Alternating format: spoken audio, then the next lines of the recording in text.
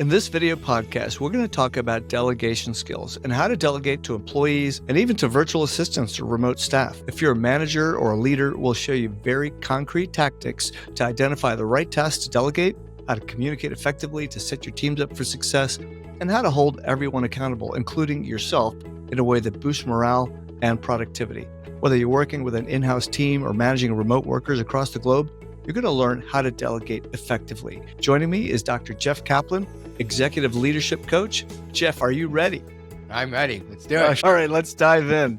Let's talk about identifying what to delegate, because that's one of the most common questions people have. And they don't want to necessarily be micromanagers. They might be. That's one of the challenges they have to overcome. But how do you identify what to delegate? Yeah, as much as you can.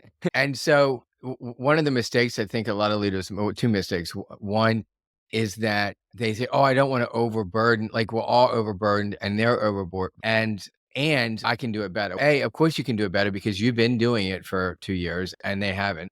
But secondly, it's a developmental opportunity. You are depriving them of their development. So your short answer is whatever you can, but also you're looking for, if someone's new in the organization or new in the area that you're trying to delegate, low risk to then moderate risk, right? You don't want to be delegating high risk things. When I say by high risk, high visibility, it's going all the way to the top or to the organization, throughout the organization, or high risk that it could cost, if it's done incorrectly, it could cost substantially in whether it's financial or otherwise. How do you match up delegation tasks with an employee's skill set and their growth ambitions to enhance that engagement and performance? So I love that you said growth ambitions, because one of the conversations I know that you have done in the past with your companies and direct reports is you've had conversations. Imagine down the road, right? How can I help you get there? And so it starts there. What are your future plans? And because there's a gap between their current skill set and their future plans, right? Yeah. Oh, I want to be here. Oh, okay. So if you haven't done assessments, which I'm a big proponent of doing assessment, but minimally you're having a conversation, hopefully during performance review time, and you're looking at ahead. And to me, it's two things. What are you good at that you want to take, that you want to take on? What's three? What do you like to do that maybe you're not doing now? And even shuffling the deck in terms of different direct reports, because this person hates doing this and you love this trade-off. And then finally, where do you want to grow? So what skills do you want to develop that you're not good at now? I'll just say this too, Raj, you just said like how much basically hand-holding do you give? That latter one, hint, right? I want to grow. I'm not good at here yet, is obviously going to need a little bit more hand-holding. That's a good point, because you've got somebody that's new to the role, the company. Maybe you're hiring a virtual assistant and you need to delegate tasks to them. You do need to spend some degree of time training them on what you want as the outcome. So how frequently do you want to connect with them? So could you walk us, like the whole process of delegating, walk us through an approach to delegating tasks that ensures that you've got clarity in what you need and it sets up both parties, you and the person you're delegating to, for success? Yeah. So I just wrote down, I wrote a book, Habit Change, and it talks about 6 reasons for underperformance. So let me just throw these out really quickly, and then I'll get to answer your question.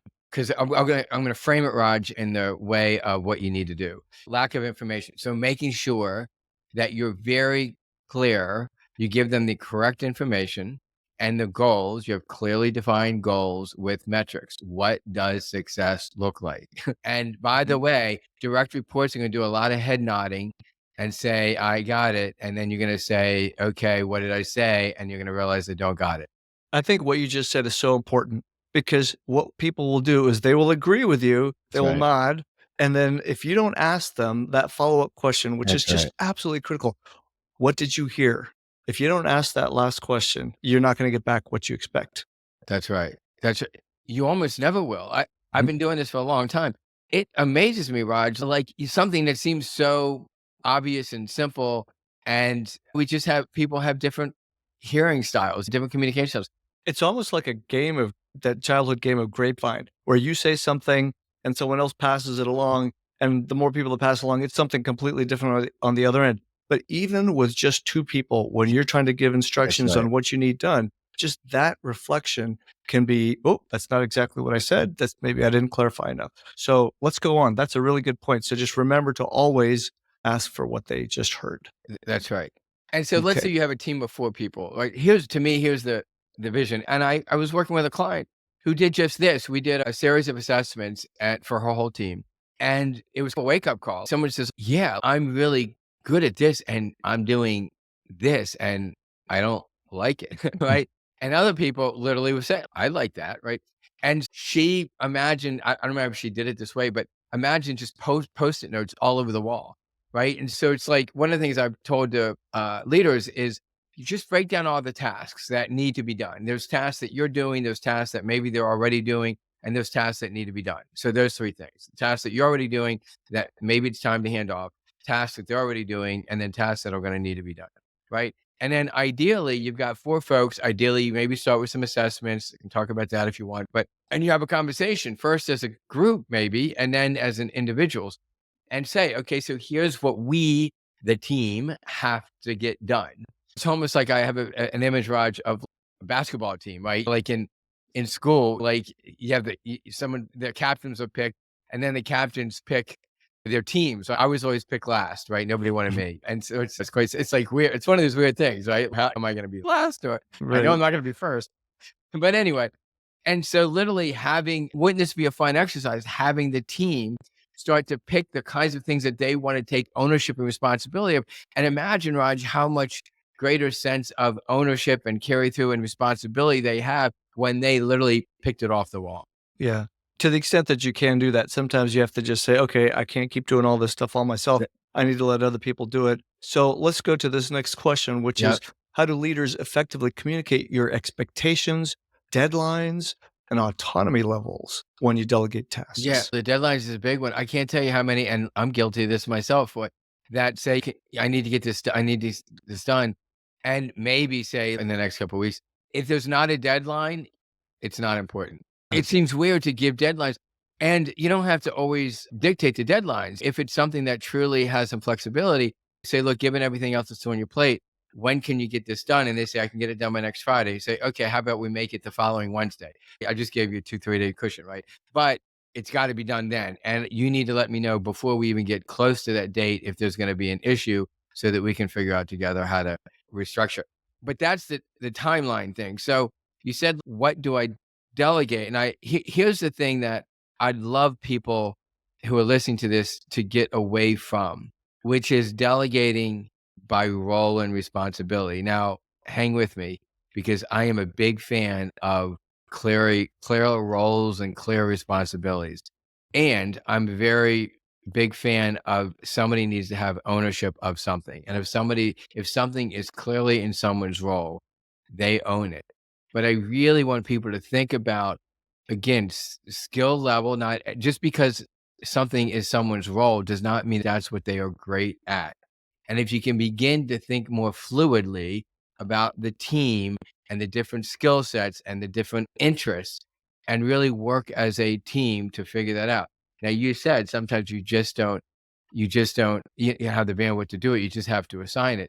And that's great. And what usually happens, because we've probably both been that person, it gets assigned to the busiest person who gets it done, the one that you can rely on the most. And then what you don't want Every time, right, you right? don't want to Every lose that time. person. That's right. Yeah. That's right. And then they start Yeah. feeling resentful because these slackers, right?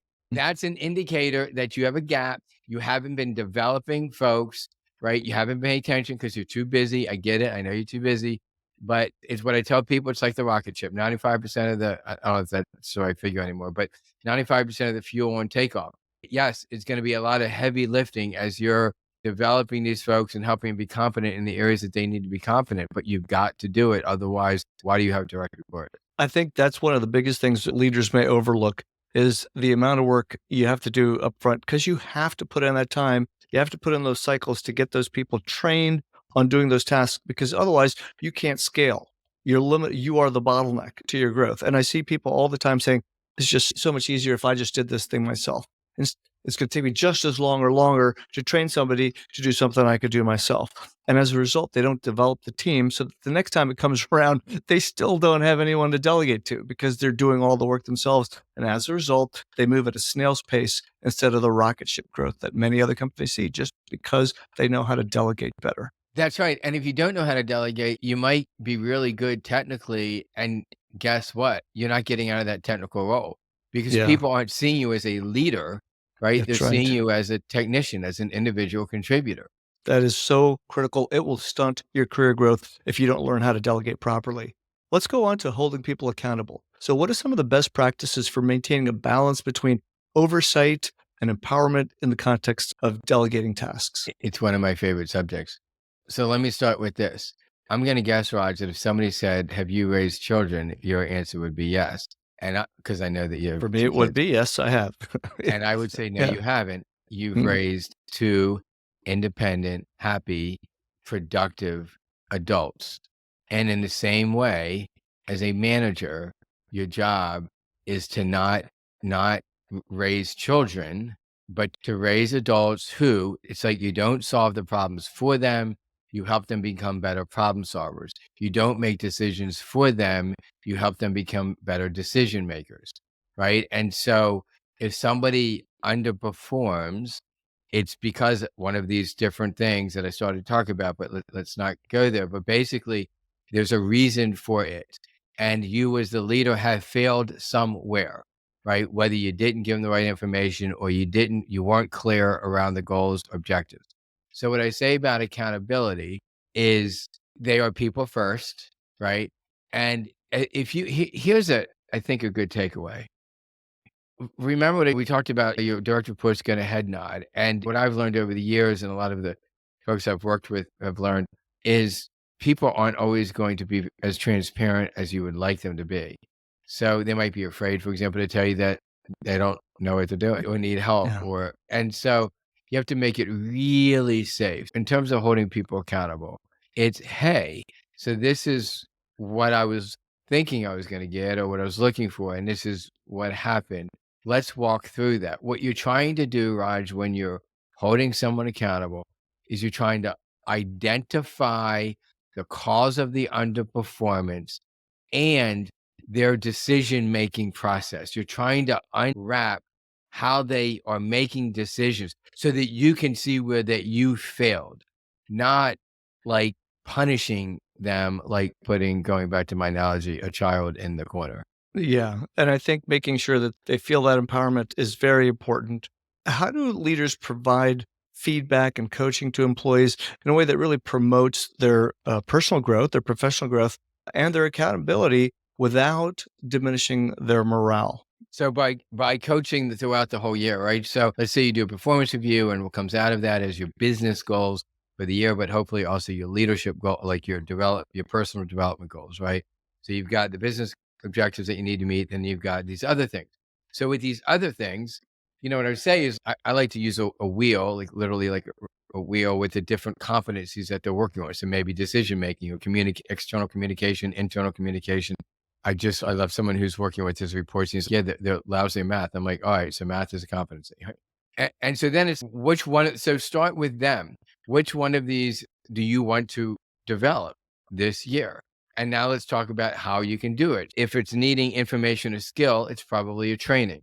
If it's motivation, then it's probably breaking it down into tasks and helping them develop that way. It might be something that needs coaching and mentoring, right? So it's really figuring out what the task is. But if you find that you have to do something because somebody else didn't do it, then you should be doing it with them or somehow bring them into the mix so that you're not just taking over their responsibilities. One tactic I use is if I'm not getting the results that I am hoping for, I will just start meeting more frequently. And so rather than just doing a weekly check in, I Exactly. might say, hey, let's check it. If it's Friday, I'll say, let's check in on Tuesday to see where we're at with things. And I phrase it that way because it doesn't sound like they're not doing a good job. And that's why I just say, let's check in to see if there's any, I call them yellow flags and red flags. Red flags are things that are absolutely blocking you. And yellow flags are things that could block you, which might turn into red flags. Sometimes as the leader, you can help remove these flags because maybe there are dependencies on other team members getting things done. And sometimes hearing it from the boss to those other team members will make it across that finish line. But people have to let you know about flags. And one of the most frustrating things as a leader is I've seen this happen time and time again. Someone will send a note expecting a reply back and they're waiting and waiting. 5 days go by. They're still waiting for that one person. I go to check with them and say, so what's the status? Oh, I'm waiting for this person. When did you last connect with them? 5 days ago. And I'm first thought in my head is, why didn't you follow up sooner? Come on, we got to get stuff done. Take responsibility, be an adult, go reach out to them. And that's frustrating. So I think coaching is helpful for that. And also shortening that interval between your meetings can help overcome those things. That's great. 1,000%. Sometimes I've had somebody where I just have daily check-ins. And so for that person, it might be project management. Like they may lack project management skills. So maybe they go to a project management course and learn to use Gantt charts or whatever, just so that they can track what's happening. Highly responsible, dependable folks tend to take it personally when someone does not respond to them. And I just invite the listeners to not make up any stories about why they didn't respond. Everyone's really busy and overwhelmed. And can we just assume that everyone's trying to do their best? Right. And so when you come at that frame of mind, that's, hey, maybe I just pick up the phone. Hey, just wanted to check in. First of all, how you doing? Okay, great. I noticed that I haven't heard back from you since I sent this thing a couple of times. I just want to first just make sure you got it. Oh yeah, I got it. Overwhelmed.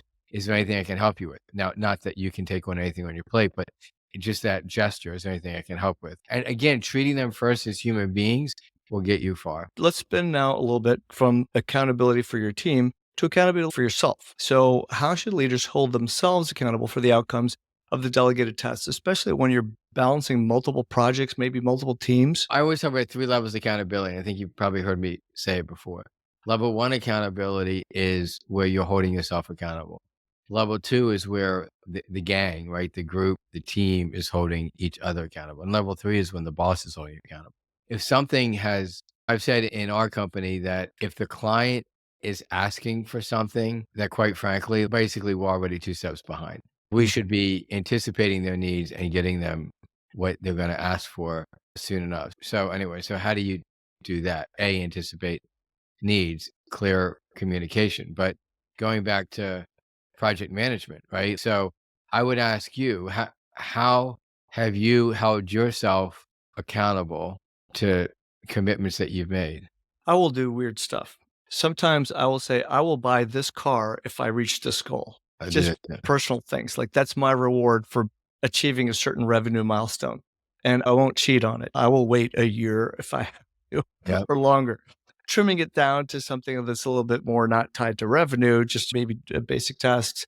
It could be I will treat myself and my spouse to a really wonderful meal when I get something done. And it's weird because I'm tying a personal thing to a work goal. But sometimes, I don't know, these mind tricks to myself that they just seem to work. And I find that it gets me over that finish line. I love it. I've been doing that for eons. I truly was diagnosed with ADHD. And so over the years, I've had to create this little fun incentive structures. Even just today, Raj, someone was looking together. She provided a couple of dates for a social event for us and our spouses. And I was looking at the calendar and I'm like, oh, I'm doing, like a day training on this date. That would be perfect, right? Because I can look forward to it's taking me 3 months to get ready for it. This is awesome. I can look forward to that when I'm done. Do that all the time for sure. I'll also set little timers with myself. Okay, it's 3:30. So by 4:30, I want to be done here. I've asked people to call me in 2 hours, right? Here's what I'm going to try to accomplish in the next 2 hours. Accountability buddy. So 1,000%. And I'm the same as you. It's definitely, I like to play, but I work first and then the reward. So the reward part of it is really important too. Bringing it into how do you self-regulate or hold yourself accountable for your team's tasks? What I've done, and it's been effective for me, I was taught this technique, thankfully, when I was younger on in my career, and that is to have a weekly meeting that is a one-on-one meeting with your direct reports, and it's just got a couple things on it. It's what are the 5 things you were working on last week? And it doesn't have to be the number 5. It can be anything, 3, 10, whatever it is. what are the 5 things you're going to work on this week? And so we both agree that this is what you're going to be focused on. Because then the week after, when we have the same meeting, we look at did you get these 5 things done? What do we need to adjust? In addition to that, I put yellow flags and red flags. So are there things that I need to get involved with to help remove obstacles to get you to that completion task? So it's simple. It's a 1-pager, 5 things from last week, 5 things from that you're going to do this week, yellow flags, red flags. And that's it. I have a separate section for any other notes that I might want to take, but I use this process. In fact, I even created a document that people can download if you go to morebusiness.com. Just type in one-on-one meeting template, and you can just download it from there and use that as a tool to help make sure that you're holding yourself accountable and your team accountable at the same time. Yeah, it's one of the things I think I've this thing that I developed a long time ago called co-creating the working alliance.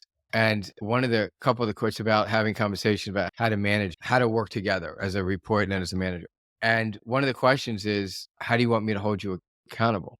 And then another question is, how do you want me to support you? How do you like to be recognized? Because the way that you personally like to be recognized might be very different than how somebody who reports to you likes to be recognized. Do they want to be recognized in public? Do they want to be recognized in private? Do they get like squeamish if you like compliment them too much, acknowledge them too much?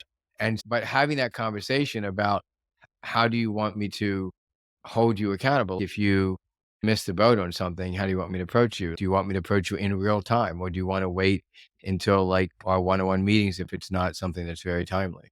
Yeah. What would you say are some of the common pitfalls that leaders fall into when they delegate tasks? What kind of things should they be watching out for? And micromanaging clearly comes to the top of my mind, but what are some of the others? And then how do you actually know? Tom, lack of clearly defined metrics of success. Like they haven't Mm. really, they think they know what they're asking for, but that willow down the lane, like the other person doesn't know. So that's one. Two is not giving them the resources that they need. And three is not giving them the level of support they need. They're either giving too little support or too much support, right? Because they haven't been able to gauge the level of autonomy that this person either needs or doesn't need around a particular project. Let's shift now to something that everybody is dealing with, remote teams. In the context of these remote environments, hybrid environments, what kind of things or adjustments, should I say, leaders need to make sure that their delegation strategies are still effective and that you've got team cohesion? Yeah. Well, let's break that out, right? Because team cohesion, there's a lot of things that people do. Let's have a norm that people turn on their cameras. It still dumbfounds me that people have these environments where we're having video calls and 3 people are on camera and everybody else is not. They're multitasking, right? So would they do that in a live meeting? Can we not dummy down like the level of interaction just because we can? And so that's one. So doing things like that, having little fun every Friday. We always take 15 minutes to bring something fun or interesting or share some object in the house, or so taking advantage of the being in people's homes, but finding different ways to do that, to build the culture and build the community so that they want to be engaged. That's the key. If you find it's a little bit like hiring a lawyer around to put together these like very detailed legal documents because you're about to form business with someone. If you don't trust them from the start, no legal, you need a legal document, but it's not going to. In the same way, if you can't, you can create structures that are inherently accountable, but you need to do the. Here's the takeaway I really want people to think about is create a fun, motivating, collaborative, supportive environment so people want to, for example, turn on the cameras. And yes, still have it as a norm and an expectation. That's one thing. But as far as deliverables, maybe you have a dashboard where people can see on the internet or whatever your site is or whatever, WhatsApp, whatever you're using to communicate what's going on, creating consistent lines of communication. But also then I'll just say this is having a set of rules around when to turn it off. Can we bring this back to the delegation part of it remotely? What kind of things do leaders need to be aware of when delegating remotely? And remotely might even mean different time zones. Maybe you've got people halfway across the world where they're not always awake when you're trying to delegate tasks to them. What are some recommendations, best practices people can follow? Yeah. So Help me understand when you say delegating remotely, right? So what we've been talking about so far is delegating different tasks, responsibilities, right? That kind of thing. Go ahead. So What? context could be, for example, let's say you're leading, I don't know, a software development team, and you're here in the United States, and you've got team members in Europe, Australia, India. You've got them all over, and so you just need to make sure that everybody's like on task, and especially with this remote work environment that we've got. I know in the technology industries, which is where my background is, you don't really need to be physically where you are, where the headquarters are to do the work, but you still need to create project outlines, task outlines. They do things called sprints to make sure that the projects are getting done in a timely manner. But you don't always talk to your team members. And that leaves a bit of a communication gap. So you have to be extremely clear in the descriptions of what you actually want done, just because you can't really talk it out like you would in a conference room and then everybody go away and do their thing.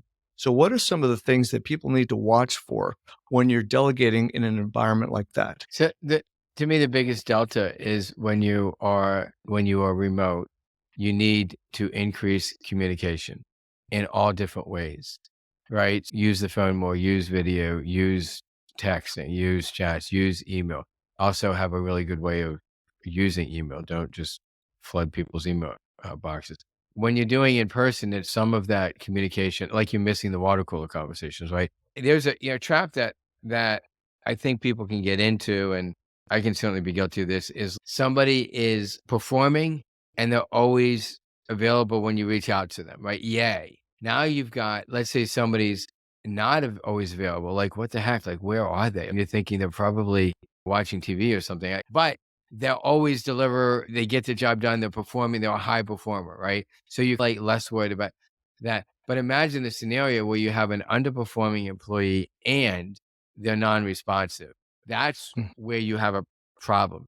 And the first thing I would go to is this the right fit in terms of the role for them? It's just they might be in the wrong role or in the wrong Wrong. company, depending on Well, the wrong, right? To work in your yeah. company, right? One of the things that I know is a pitfall sometimes when you're managing remote teams, and it could also be just like when you work out different work hours and so on.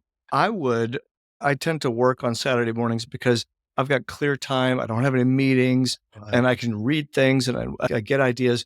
And what I'll do is I'll end up firing off notes to my team members. And so I remember several team members were all used to it. We got a new team member and I would send notes to them too, not expecting them to reply on the weekends. I don't expect people to work on the weekends, but then they felt pressure. I'd send me a Right. note on a Saturday, and then they would start replying to me and, oh, hey, thanks. But what I didn't get was I really need to make sure that they feel safe to not respond on the weekend. So I had to have that follow up conversation. Thankfully, they were smart enough or courageous enough almost to say, hey, do you really want me to respond right away when you send me something? Or are those tasks for the following week? And I said, oh, great, timeout. I'm sure this confused you and I apologize. It was my bad. What I really mean is, look, this is when I'm working. It could be 2 o'clock in the morning when I've got some great ideas and I got to send off notes. And I do, but I don't expect you to respond until you're back in the office. Yeah. Take that Well, to heart. my problem is, so I also work on Saturdays for the same reason you do. And it's my big work day of doing project stuff, right? That not client facing. And I do want them to respond. When I hire them, I say, by the way, a couple hours was like, that's part of the I agreement on the think as front long end. as, yeah, part of the expectation, then that's part of Exactly. the role. But That's part of the role. otherwise, have you noticed that there are now applications? I think Outlook has one where you can set. I think literally, I recently think I was writing an email and it said, "Hey, do you want Schedule to?" your messages to go out Yeah, all to at go out different Monday times. at 9 or something like that. Yeah, like Monday at 6, Yeah. something it said. Yeah. Exactly. And because I think you like me, like I'm Yeah. firing away and I got to get it out there so I can take it off Yeah. my That can list. certainly make life a lot easier for people. Jeff, let's do a quick bullet point list of what are the main things to consider. So, just to summarize our conversation about delegation skills, what are the top 3 things in bullet point format that people need to do to make sure that they're delegating well? Listen to your direct report. One, listen to what are their needs, what are their interests, what are they skilled at, right? Maybe do an assessment there, right? 2, communicate really clearly, right? About what you're expecting, what the expectations are, what success looks, and then follow up. Follow up, whether you're having to do check-ins every 2 days or once a day or once a week, but follow up, check in, and make sure that they are tracking and then you are tracking in your own way. Jeff, thanks for an insightful conversation. Yep. Thank you. It's always a pleasure, Raj.